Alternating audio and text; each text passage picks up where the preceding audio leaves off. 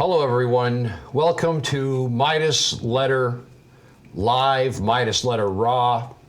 We got a great show here today. I'm Ed Milewski. With me is Nika Domi. How's it going, everyone? Nika's a resident of Hamilton area. Yeah, and Toronto area. Yeah. And I'm filling in for James in case anybody's wondering who I am. Filling in for the busy man that he is. James is... so we'll be having some fun today. Had a family trip planned, so he's away and he's got some business to attend to. So yeah, Nika, you're a recent grad of McMaster. You're a psychology grad, and I got to tell you, if you know something about psychology, you got a good entry into the business of buying stocks and bonds, because it's all about the psychology. It's all about the psychology, all about the mind. You got to keep your mind right, and that's the biggest thing. And I understand you're writing a book. I'm writing a book about psychology, and especially about psychology of interaction. So it's called Person to Person, The Simple Guide to Mastering Your Social Interactions. Sure. So, and why I'm writing this book is because there's so many crazy theories and research and studies that have been done, and they're kind of remaining in the level of, university settings, and I just want to bring it out to everybody so everyone can really improve in how they interact with people, because it's so important. You can make the slightest psychological mistake and ruin a deal or ruin something that could be really saved by just the way you present. There's probably a lot of people this thing running around right now that are, psychologically imbalanced, for instance. And we probably all know people like that. Maybe we'll... It's a big topic, right? Mm-hmm. But the stocks definitely are psychological, and there's been so many books written about that topic, right? So if you get on top of those, the feeling out of the mass thought, the collective consciousness, I guess. You know, it's, when you're buying real estate, you're always trying to buy it for the cheapest possible price. But usually the stocks go up, people tend to buy more. Right. Because they feel good about it. And that's, the psychology again. You should be buying low, selling high. And a lot of people tend to buy high and sell low. And we've seen a lot of pretty substantial movements.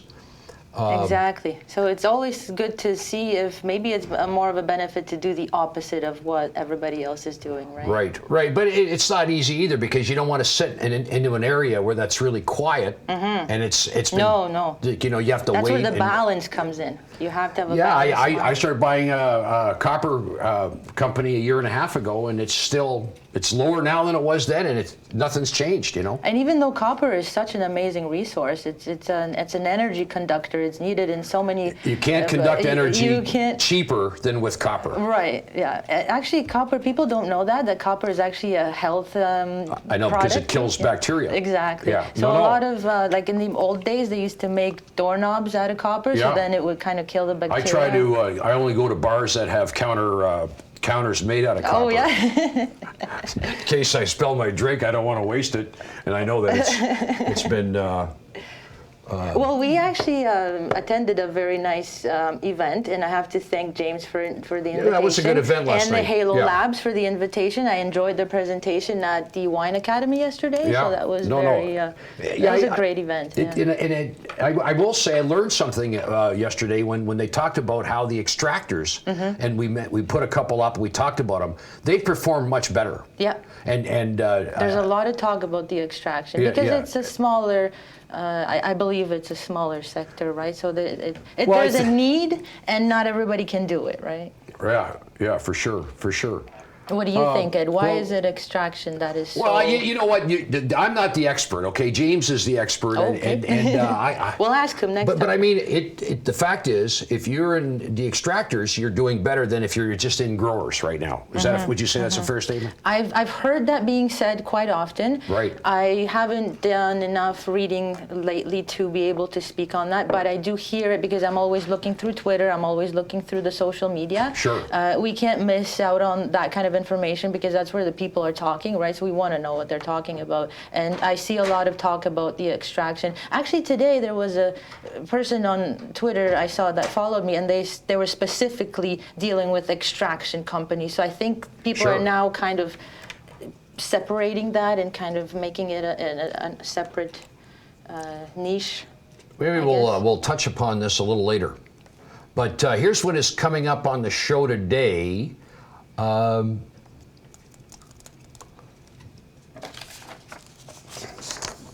We have the news. Fraser Toms is going to read the news to us.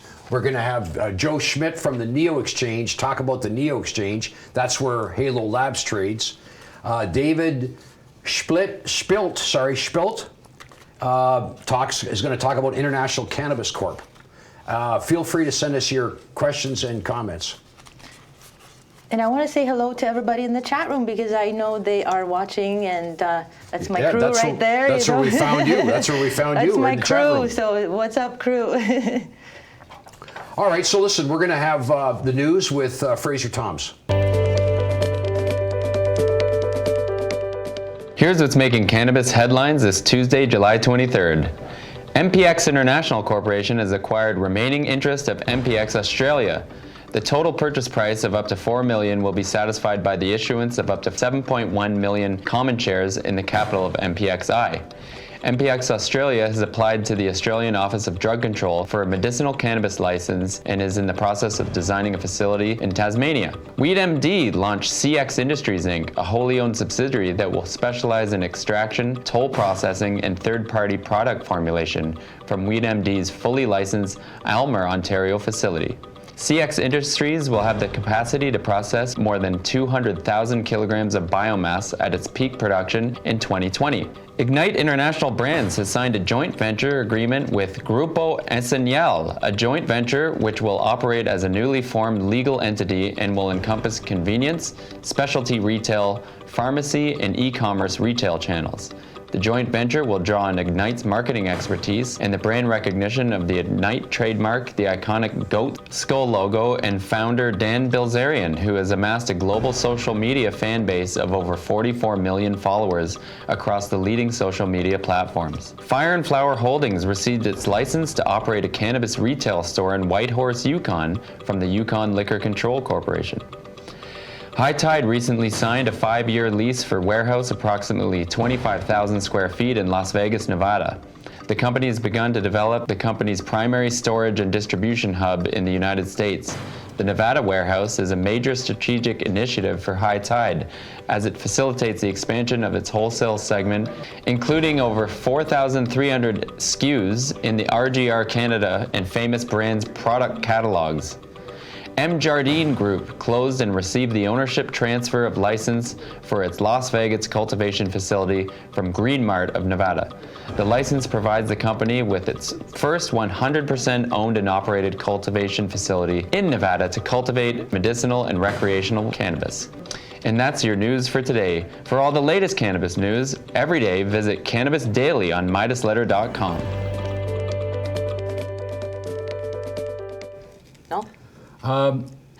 So you were telling me earlier, we were having a little chat, you're telling me about another news item that I think's very significant. Curaleaf got a letter sent to them by the FDA? Yes. FDA. It was FDA, something about making claims, about health claims. I didn't read the whole thing. Yeah, I got it here. I think I got it here. Yeah, I just, you know what? My problem is I'm not used to finding the thing. So, Curaleaf.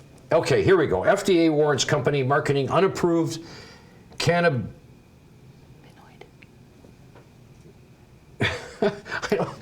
Is that written proper? Is that spelled right? Cannabidiol.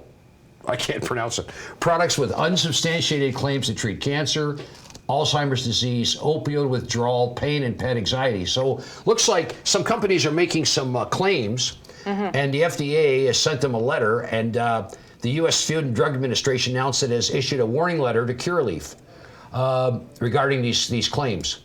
So they have a few days to respond to this. Now I'm gonna put the chart up here, and we're gonna take a look at how this. I think I might have saw them respond somewhere. There was something, but again, I didn't have enough time. So here's a 6-month chart. 6-month chart. I'll just put this up here, and we'll be able to draw something up here in a minute. Okay, here we go. So look, definitely we've had a downward trend. It did. We've had some positive news here. Something changed, but now we've moved around. But the point here is that the news was not that good, and yet the stock rebounded very nicely. It did. I did watch it drop in the morning as I was getting ready to come here. I saw a big red candle on Curaleaf because I was watching it. Yeah. And that was exactly when the news came. But then when I arrived in Toronto today, it actually, I looked at the chart and I saw that it came back up. So why do you think that would be? That, usually this kind of news would make a more of a longer lasting Well, if the company is fundamentally sound and there's a lot of activity, like there'd be a lot of volume today, people sometimes when they see things come off, and I guess it was down to about just around $9, and now it's back to almost 10. So maybe it dropped too much. I mean, that's all I can tell you. All I will tell you, though, is that this candle today, the last one here, is a very, I would consider that a very positive candle, only because of that big tail. The wick, yeah. The wick's on top, the tail's on the bottom. Yeah. Okay? So look, we're seeing, skittishness in the sector. WeedMD, let's see what WeedMD, I'm going to put that up. They're the ones that are doing the outdoor growing right now. Yeah, and they've announced that they're going to get involved in extraction. So it says CX Industries will be... That's a new company, I believe, that they're going to do... Yeah, so where are we here? Let's take a look. This is another 3-month chart. WeedMD launches cannabis extraction affiliate CX Industries, wholly owned subsidiary to drive strategic partnerships in cannabis extraction and tolling. This is announced. Here's the stock. Again, we've had a rough few months here. Just a second.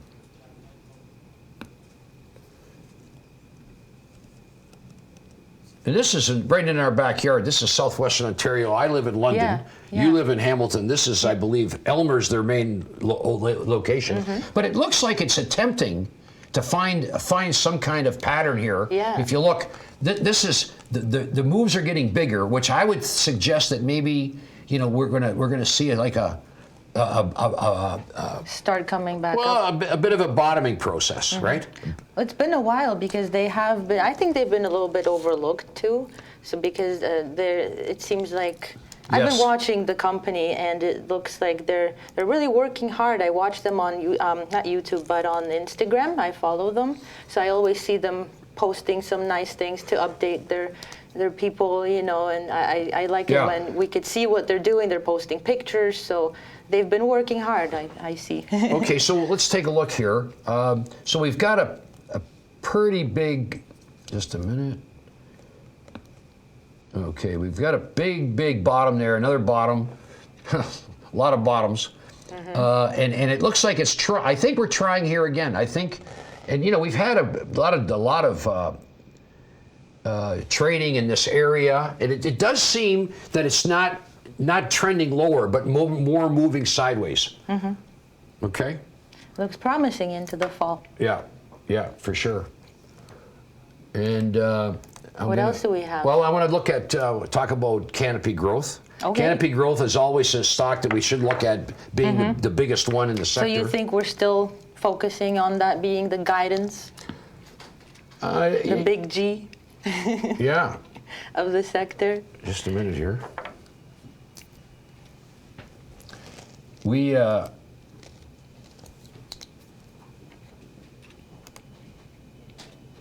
I gotta just, sorry.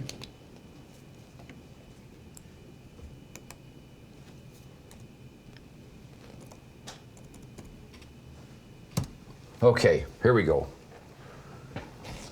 Canopy Growth, $46.60. I'm going to get up first of all, I want to put up a long-term chart just to show, where this came from. This is 5 years. So a big move.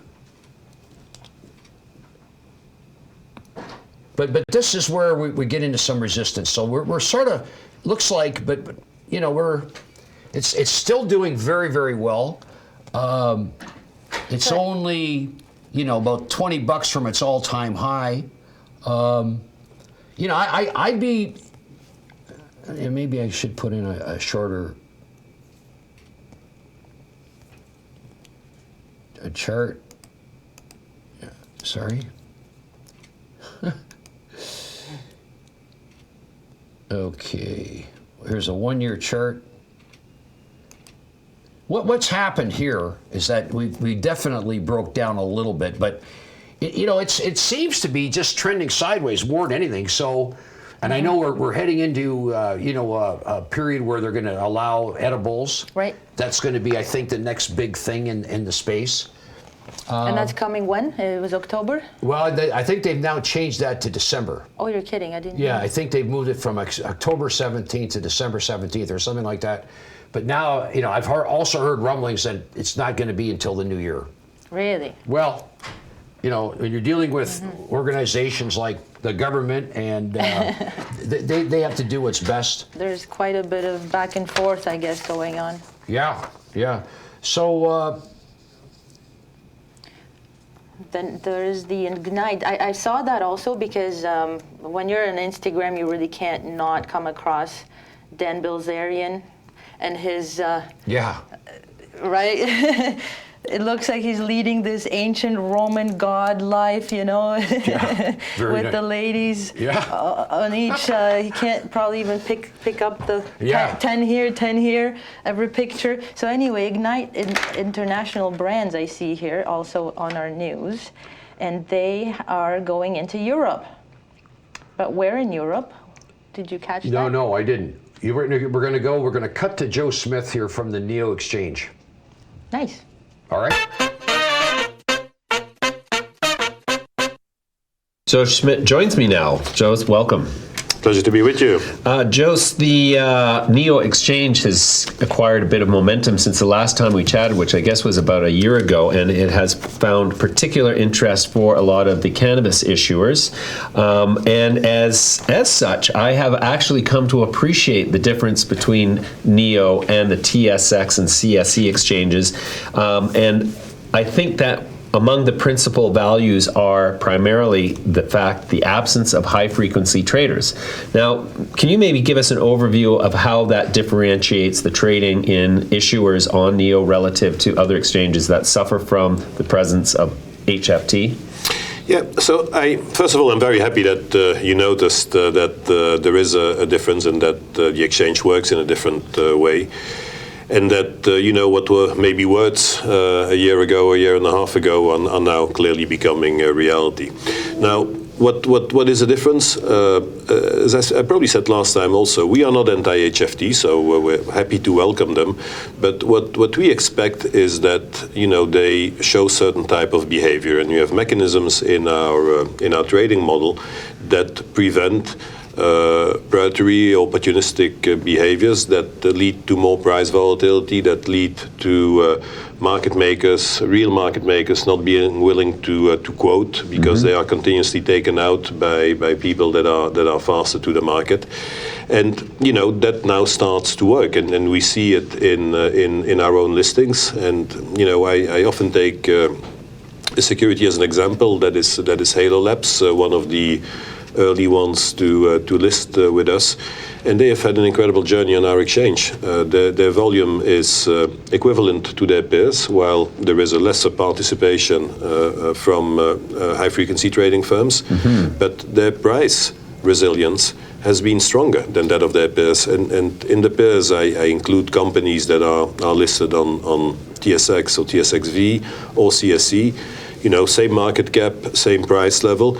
I also compare them to some of the larger caps listed on the CSE, and you see, quality liquidity, better price resilience. I think that is what a good trading model can achieve. Sure. So is the NEO, was it designed in mind to attract companies that are more mature than, say, just the typical startup of a TSX venture company that has no revenue and no real business yet? Well, absolutely. I think that is one of the key elements that we always stress. So we are a senior exchange, as we call it in Canada. So we do not list venture companies. So we do not list the companies that don't comply with a certain number of core principles in how they operate from a governance, controls, financial reporting perspective, or that do not achieve our listing standards. So I would say from that perspective, from an exchange status perspective, we are equivalent to the TSX. And I think it's important because it's a different brand, a different label that you give to a company. When a company goes there, there's a better level of comfort with the investor that company is a company that's at the right level of maturity. And a venture exchange is a venture exchange, and that comes with the risks and the choices that you make as an investor. Think about what the rules are when you invest in venture companies. Well, that will also apply in a venture exchange. And our view is, and has always been, that in fact, the vast majority of those companies should probably not be publicly listed, and that if you go public and you come, you have a responsibility and accountability versus investors, and you are subject to a totally different burden than when you're not public. Well, we think that you need to be ready for that, and I don't think that venture companies in general are ready for public listing, and then you get orphan stocks. So what are the key criteria that differentiate a senior exchange like NEO from a venture exchange? Yeah, I think the one key component, and that is defined in securities legislation here in Canada. Securities legislation very clearly identified venture companies and non-venture companies. That's what they call it, which is quite funny. You could have expected venture and senior, or they call it venture and non-venture. So venture are the senior companies. And if they go public, they have a different set of requirements that they need to fulfill. So a good example that I talked about earlier, governance. So you need, for a senior company, you need to have a full governance model implemented with the right independent directors, the right committees in place. You don't have that on a venture company. Not unimportant. When you look at some issues and challenges we've seen lately with some of the venture companies, if the right governance was in place, it would probably not have happened. Right. Controls, you need to have the right financial controls in place. Make sure that the data and the financials that are being provided are supported by a robust control environment. Your reporting is different. You need to report more information more regularly. You need to keep your investors abreast of what's happening in a more formal way. When you go public, you need to provide more information. Your audited financials need to cover 3 years rather than 2 years. So you get a lot of elements that give you much more confidence about the robustness of the company and the robustness of the information that they provide you with. So that is one side. The other side is, what do you need to comply with to list on the senior exchange? So that's beyond the securities legislation, difference between venture and non-venture. Well, there we have standards. So we say that the company can choose one of our standards. We have 4 standards that we apply. We use a very similar model as NASDAQ, which is different than the TSX model, and I think a bit more straightforward and easier to understand, where either you can apply under our market capitalization standard. You need to have a market cap of at least 50 million. You can apply under our net income standard, which is by the way, more stringent than the TSX, where you need to have a minimum net income of $750,000. And then we have a shareholder equity standard, and we have a assets and revenue standards. So we have 4 standards, and what those 4 standards allow you to do is to cover all the different types of industries and companies that may want to come to your market. Because you said earlier, you only take companies that generate net income or generate revenue, maybe you said. Well, I think, that will apply, that is one standard that we have. But I think that if you only look at net income, there's quite a few very large cap companies in the US that today would not be listed on NASDAQ or NYSE. So you cannot totally be restrictive and say there always has to be net income. No, it comes more down to the maturity of the company, where it is in its life cycle, and you can have tech companies that are extremely successful that are still not generating net income, and they're publicly listed, but they have substantial market caps. So different standards. Ultimately, adding up to a more investor-friendly environment with less risk. Well, that is the key for me, and that is also what we said at the very beginning of NEO. We want to create a different experience, and that experience is, on the one side, for the investor, give them better quality of execution. We talked a bit about that in the beginning, but also give them a high level of comfort about the companies that are listed on NEO. The companies are listed on NEO, and today CSE and NEO are the only 2 markets that list companies with US assets. That they comply with a totally different set of standards, and that makes a big difference. And that is important for investors, and then for the capital raising companies, we help them in the process. We are a very customer-focused exchange, so we're very agile. We help them find solutions in unique situations, but we also help them, which is very unique, with investor awareness. We have some programs ourselves. We support them. We talk with them. We give them our views and recommendations around, what are the things that you need to pay attention to when you go public. Right. Because some of them, don't necessarily have all that experience, even if they are ready as a company and they're mature. But going public comes, I always say going public is like opening a new business line. Sure. You need to have people and resources that are going to take care of that. Sure. One of the companies trading on the NEO is Halo Labs, which is a US-based cannabis company. Is there an issue? I mean, obviously the TSX has declined the business of US-based cannabis companies as part of some agreement with Homeland Security. NEO has not found that is a restrictive element, having a company like Halo that's actually operating in cannabis in the US? Absolutely not. So we did our homework.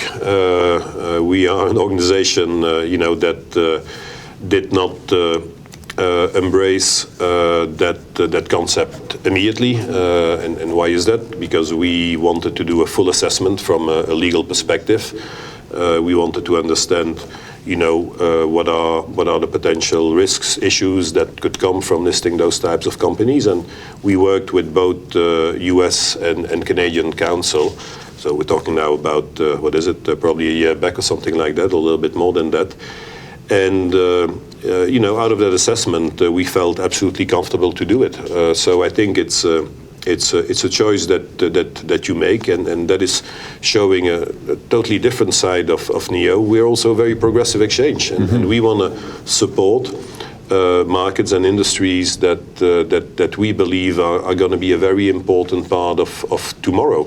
Like, if everyone was sitting back and doing nothing, I think we would have a market and an industry that would be suffering, that would be having a very hard time to find financing.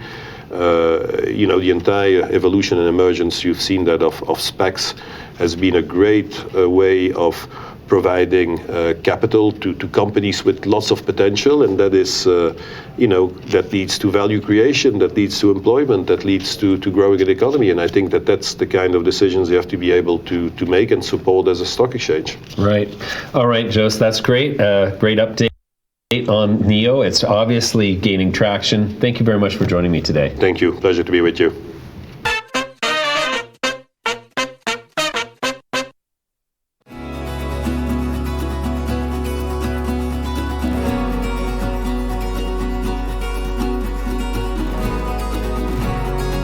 let's talk about Aurora. Recently, your financials, you more or less delivered on Here are the headlines moving markets today. If you're lucky to buy it 3 days ago at 37 cents, and I think it has a lot to do with some of these smaller names giving really... Recreational cannabis is here. It's quite dry. So I'm going to eliminate the stocky bits.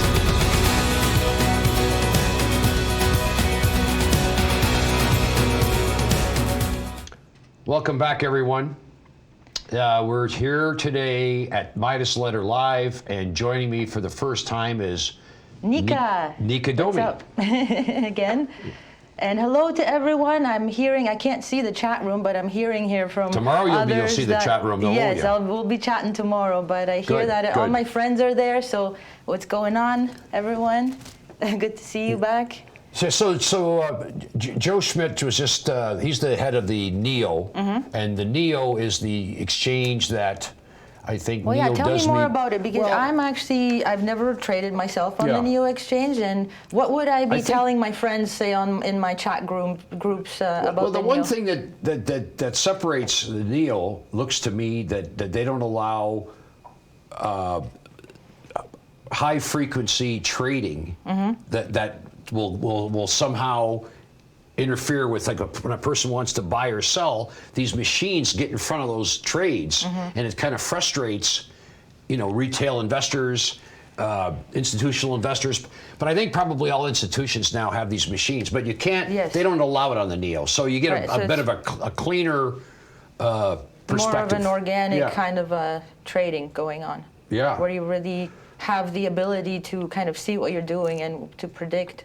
Yeah, I got to a believe little bit. too. I don't know this for certain, but I would think newer exchanges usually aren't as expensive to trade on than some of the more, like, for instance, the venture exchange. So I've heard people say, that it's an expensive exchange to be listed on relative to, For say, the companies. for the companies. Yeah, and everybody's concerned about costs. Right. So when they're looking for the ticker on the NEO exchange, they just look for the, say I'm on TradingView or something like that. You know what? They just look for the ticker for the company and that'll pop up, right? Every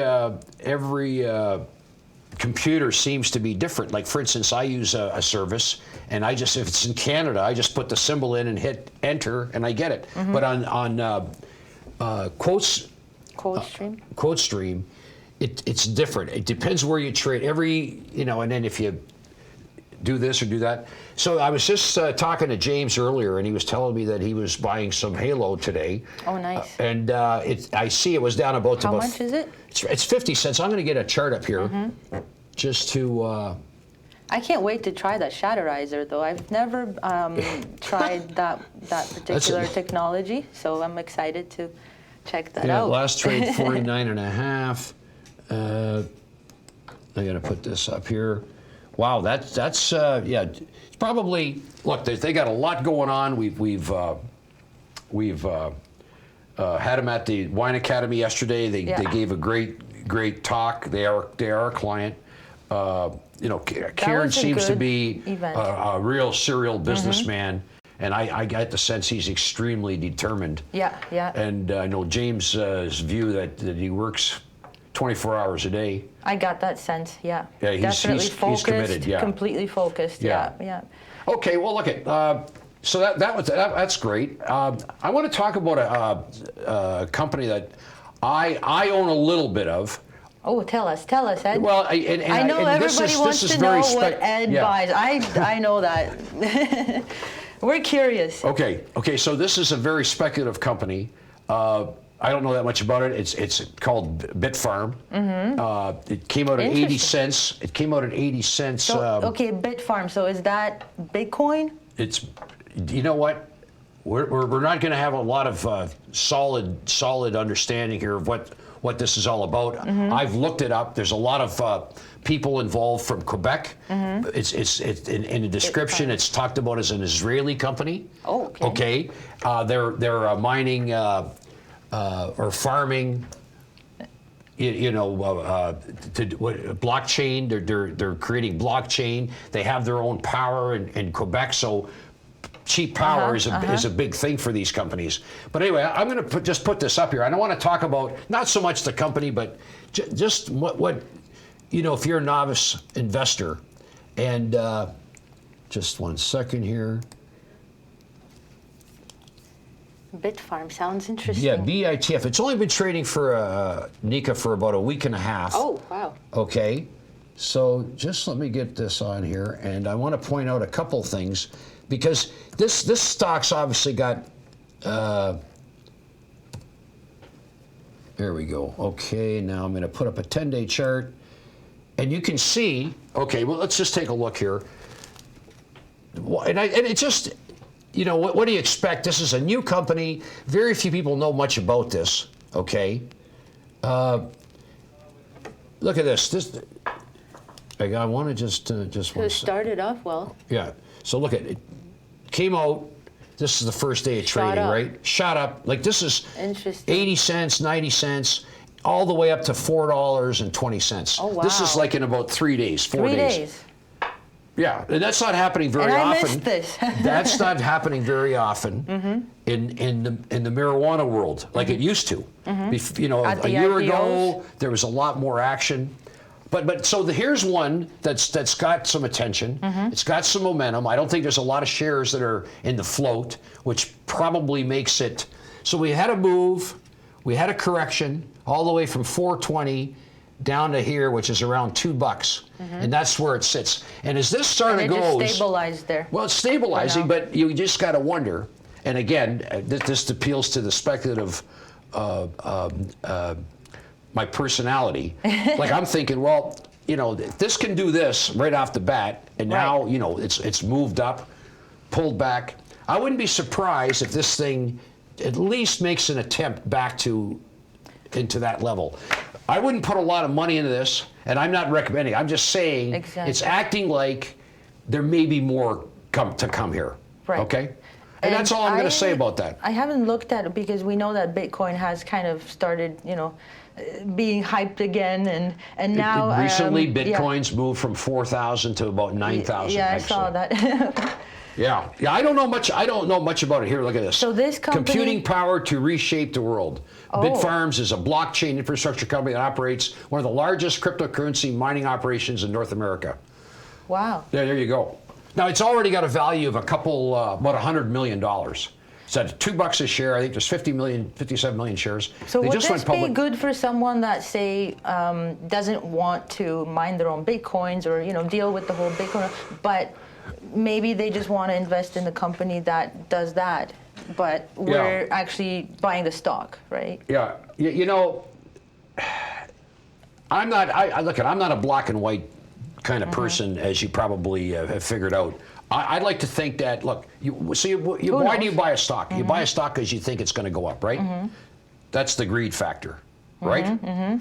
So why do you sell a stock? Well, you may sell it because your kid needs money, your husband needs money. There's more reasons to sell, right? One reason to buy, lots of reasons to sell. Lots of reasons to sell, for sure. Lots to come and up. when people get nervous, when the fear sets in, prices start to drop. But then you have to try to, if you really like the company, the lower it goes, you want to buy it, right? Yeah, and I think we all like to quote so much, right?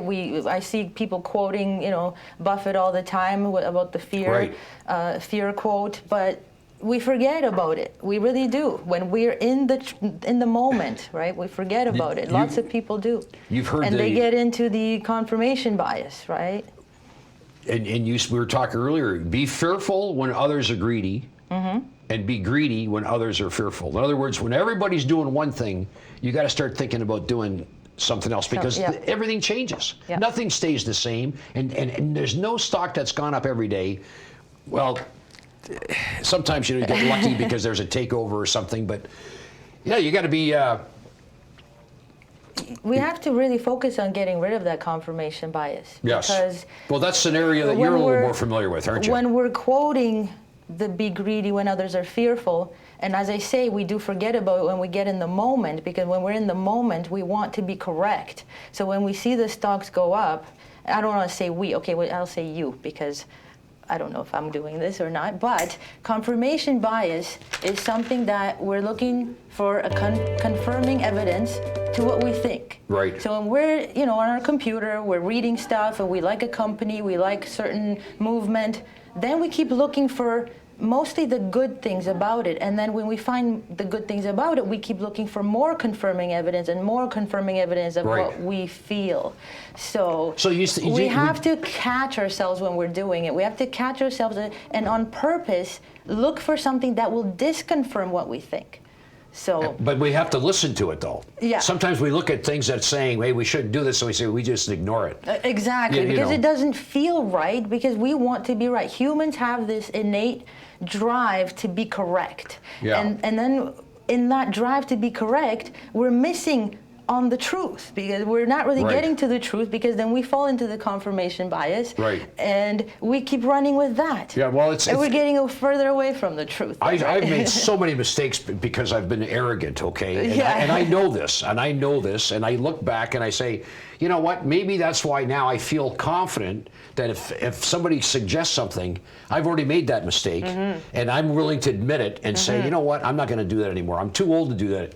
No, you're not too old, well, but we need to I'm not really too take old for that certain advice. things, but we need to take that advice and be able to really say when we're wrong, and be able to say when we're wrong. And again, back to Twitter, I see a lot of people putting a lot of confirmation bias on there, and then others will attach themselves to it, and it grows bigger. And we have to learn how to recognize that and not kind of follow the crowd.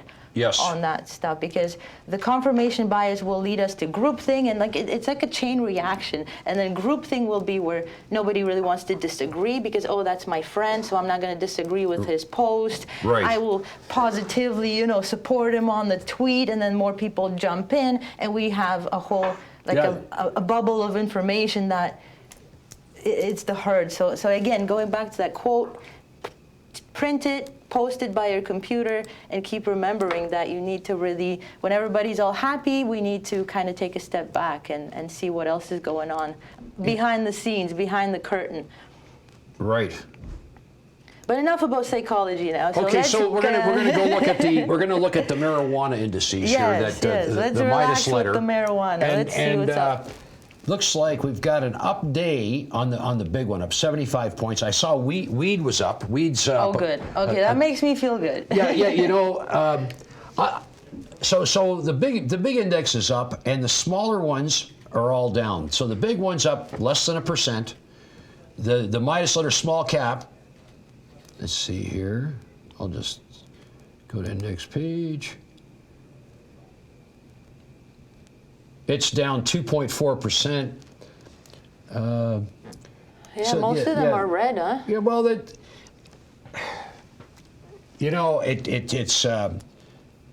if things get a little, tight in the seat for people when their holdings are starting to deteriorate, people start to maybe look for the bigger companies. Maybe we're seeing some of that today because the big cap index is positive.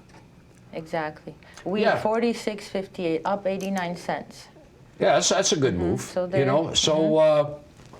and then we have CanTrust running down the screen, 342. There's still a lot of talk about CanTrust, and I saw something mentioned that they will be kind of people trying to bring them back to compliance and kind of restore the balance. Sure. So that's positive, because it, as everybody was saying, it's going to zero, it's going to zero, and everybody always says that, right? Well, look, I'll say this: I never believe that. I think the management of CanTrust, thank you, is in a bit of a, they're sort of caught between a rock and a hard spot, because the Health Canada has got to do something. They got to slap their wrists. Yes. So I got to believe the only solution here is that there's going to be a change in management. I think a change in management will allow both parties to.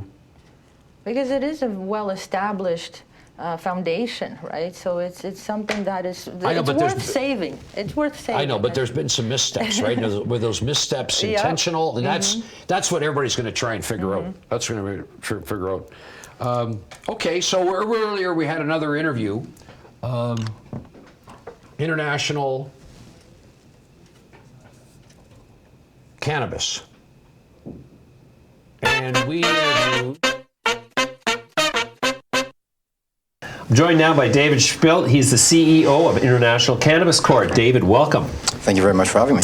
David, in the world of cannabis, how does the International Cannabis Corp differentiate itself? I think by virtue of our name, we've decided to step outside of the North American, particularly Canadian marketplace, and to differentiate ourselves in the high-value international emerging markets, primarily Europe. Okay. And so your website says that you're vertically integrated on an international scale. So do you actually do everything from cultivation, extraction to formulation and product sales? Absolutely. Let me qualify that. We are in the process, in the heavily regulated market, of standing up the business units so that we can be fully vertically integrated. The European market is regulated to medical standards, the medical marketplace only. So we have all of the necessary elements of vertical integration throughout our portfolio of assets. Now the idea is to hyper-focus them onto the medical markets in Europe. Okay. So then you're strictly focused on medical cannabis only?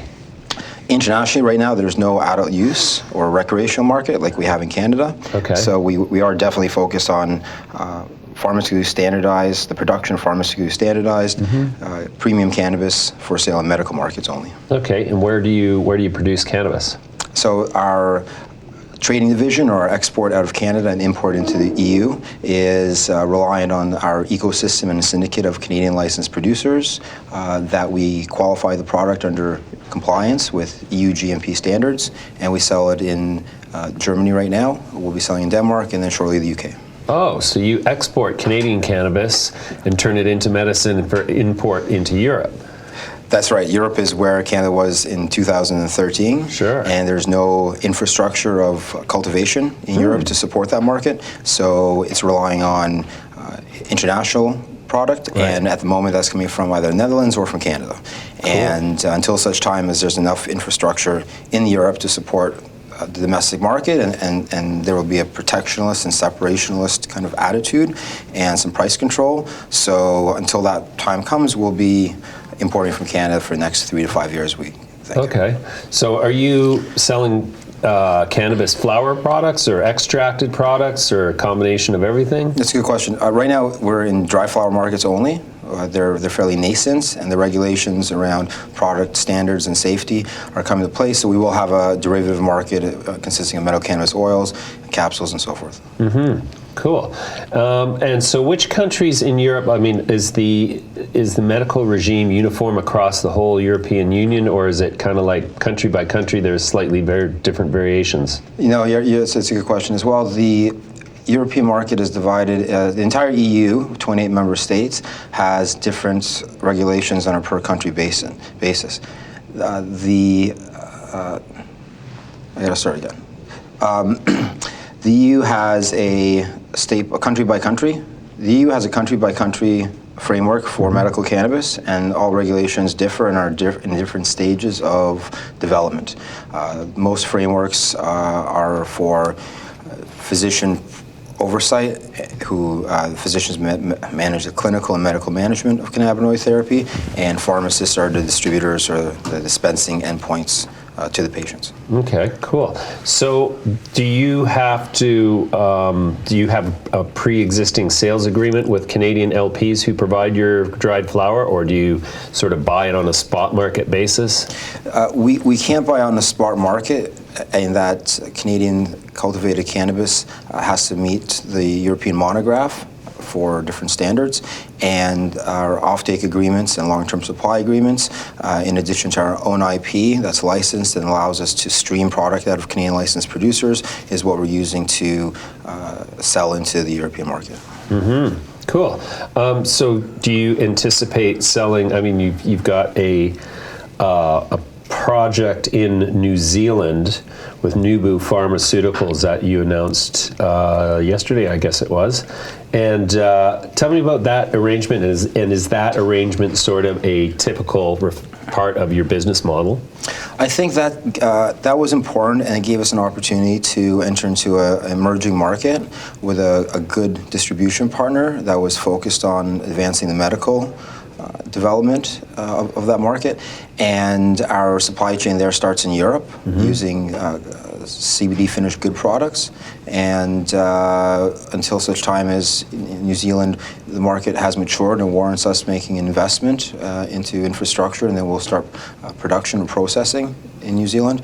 We'll continue to expand on that international strategy of looking at good, responsible, and competent downstream distribution partners. Okay, so is International Cannabis Corp currently making money in the cannabis space, or are you revenue positive, or where are you at in the developmental? We're like this close. Yeah. Yeah, we can taste it. We're pre-revenue right now. Okay. But we're just putting the right things into place so that when we execute our first export, when we execute our first import into Germany and followed by the UK, we'll have a continuous, consistent supply of product. It's important to note that in a supply-constrained market like Europe, like we've had in Canada now in an adult-use market, and with different failures and regulatory hurdles on the cultivation and the grow aspect, we believe if we can't deliver a consistent and safe, continuous product into the marketplace, we're going to do that brand a disservice, right, and we'll lose credibility with the stakeholders like physicians and pharmacists. So we are waiting it out until we ensure that continuity of the supply chain and all regulatory approvals are in place. Do you have any concern that you are going to be competing head-to-head with like Canopy and Aurora? I mean, Afria, all these guys are in Europe. They're all running around getting market share. How do you break into that sort of space? Steel sharpens steel, so we wake up real early in the morning. Right. We understand that we are in a quickly saturating environment with very sophisticated and well-capitalized operators. Okay. At the same time, we're very confident that we're certain that our IP, our know-how, and our ability to execute is just as proficient as theirs, and this is an opportunity for us to level up and into that tier 1 status and truly be an international operator, and island ourselves away from the commoditization that's going to occur in the mass production of cannabinoids and any disruption from things like biosynthesis. We own a very specific aspect of cultivation and facility design and build as well. Cool. All right, David, let's leave it there for now. That's a great introduction to the company. We'll have you back soon. Thanks for joining me. Thank you very much, James. Thank you. It's up $1. We're back. We're back, and so are you. And we're noticing that we saw that one of the companies you think is... One of my, actually I've been watching Chronos for quite a while too, and I see that it's up today when... It's up about 5%. Yeah, and back to $20. So they've kind of been hovering around that $20 mark recently, and right? they have so much cash. They have a lot of cash, and I feel quite strongly about them. Like if we're going to think about, because a lot of people are talking about the fall rise, and usually that's what kind of happens, where things pick up after the summer slowdown when people come back from vacations and all that stuff, right? Okay, I just got a chart. I just got a chart up here. Chronos is one that I'm watching for the fall Now myself. look at this. So look at this candle here today. This is definitely a very, very green, very bullish candle. It is. And just a couple things here on this one, and there's lots of cash here. That bottom looks like it's tying up nicely there. Lots of cash here. You know, a double bottom. We need to follow the money, I guess. Well, you know what? That's a shorter term chart. Yeah. But that's a very bullish candle in my estimation. Okay. And so let's just take a look here. It's one of those good candles. I wanted to put up a longer term chart because this stock's been. Look at this. So this is back, 6 months ago. It looks like. And we What's topped their out all-time here. high? Is that the all-time? That would be Yeah. the all-time high at 30 something, I think. I believe that's right. Is it $32. 32? This is right after they announced, I think, back in here, I think the tobacco company said they were going to put in another couple Altria. billion, no problem. But look, but the nice bottom here, test, and now a nice green candle. Yeah. I get the sense that there's some money starting to move. Right. We saw Weed up today. We saw Tilray. Tilray was up. Wow. Kronos is up. Afria is rolling by with the penny Up a penny. too. That, you know what? We'll take whatever we can get. Yeah. Okay. So it's showing us that the big ones are kind of rebounding a little bit, right? Right. And maybe Gaining they're strength. anticipating this new, if the edibles get going here, Right. certainly Kronos is going to have a lot of cash. See, Kronos has been holding up quite well, and I haven't seen any news personally from them, and I've been watching. I'm not sure if, that's kind of a good thing, right? When there's not really any news coming out, but the stock is kind of holding a level. And I can't help but notice, but trust, and we're jumping all over the place, but trust, not much trust going on there. 341 down 15. I think the low was about 317 on this latest fiasco with the illegal, not the illegal, but the unmonitored growing rooms. So, I don't like to see a stock stay so close to its recent lows. Usually that's not a good thing. Like people sometimes think, hey, this is close to the low, I should go in there and buy it. But you really want to see a stock. Wait for the confirmation. You want to see a stock move away from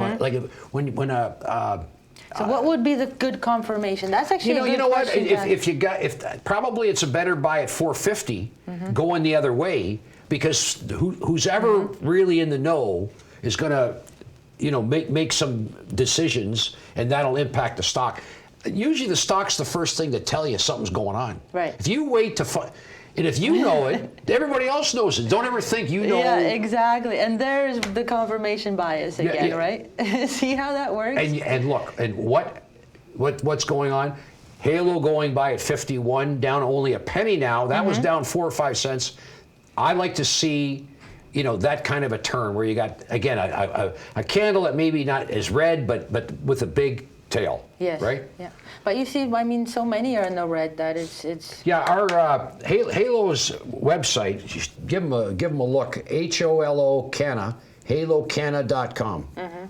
They're our sponsor right now, or at least one of them. And you know what? I'm just going to quickly look at the gold ETF. Oh yes. Okay. And a lot of people. I love gold, as you can tell. Gold is actually another energy conductor, so we need to keep that in mind. But it's a very expensive one. Yes, it is. Like all those metals, gold, silver, platinum, palladium, they all conduct. Since the ancient times, gold has been the thing. I know. It's been around. Just a minute. Yeah, it's they say that the Romans got upset when the government of Rome started to dilute the gold coins with other metals. So much like printing money today. Yeah. Governments can't resist printing money. They can't print gold, so they just take. Oh yeah. So they they diluted the gold. They were making coins with less gold in them, and people are saying, "What's going on? What's going on?" Can you imagine us having gold coins around right now in our pockets? Yeah. Okay. So we've seen that again. This is the trust. Oh, you pull up the trust? Yeah, that's the GLD, big. Oh, the gold. Okay, sorry. Yeah, so that's a 1/10 of an ounce. But if you look 1 year, we obviously this is the critical move, I think, when it got through here, and then breakout, and that gap is held. So when did it start going up again? What is that? April? Well, this would be here. May, June. Yeah. So this is very recent, and a lot of money now in the world earns negative interest rates. So if May, June, the gold has started going up, and then we that have almost cannabis. looks like an owl sitting on a tree there. Oh, maybe the wise investor. Is it the OVO owl? Drake investing in gold? Drake, tell us. Come on the show and let us know. I'm kidding. But so why do you think that gold started going up when when the summer season started Yeah, coming well, in. look, you know, gold is one of these things that's been around longer than any fiat currency, right? Anything that you can print, you can't print gold. You can't. Gold is produced on the backs of humans in a sense, right? You have to mine it. Anyway, you know what? As long as the governments keep printing money, and now they're getting used to paying you no interest. Like you can't buy a maturity in Germany of any government bond that's paying positive rate of return. So if you own government bonds and you live in Germany, you give them $1,000, they're going to give you back less. They're going to actually charge you for buying their investment. Anyway, look, it looks as though the perfect storm is starting to brew. Money's going to start moving into, well, it's happening, right? Gold and there's a lot of political, socio-political, there's reasons. Economic. Well, so maybe would the political reasons be probably the guiding reasons for gold They going say it's up? all about the central banks. It's all about the central banks. Because you would know, you've been doing this for so many. You've been doing this for many years, I know one thing. right? I know one thing. I'm sure you've seen a lot of patterns. Socrates said, "I know one thing. I know nothing." And that's the best way to be. The S&P, I think, is up about 10 points today. Positive market. It's 4 o'clock. Thanks for joining us. It's 4 o'clock. Time's running so quickly. Thank you so much. We'll Thank see you so tomorrow. much. Tune in again. I'll be here, and we'll be chatting some more. And you'll bring your about computer. Energy, about psychology. We're going to talk about energy. Yeah, exactly. Okay? Thank you.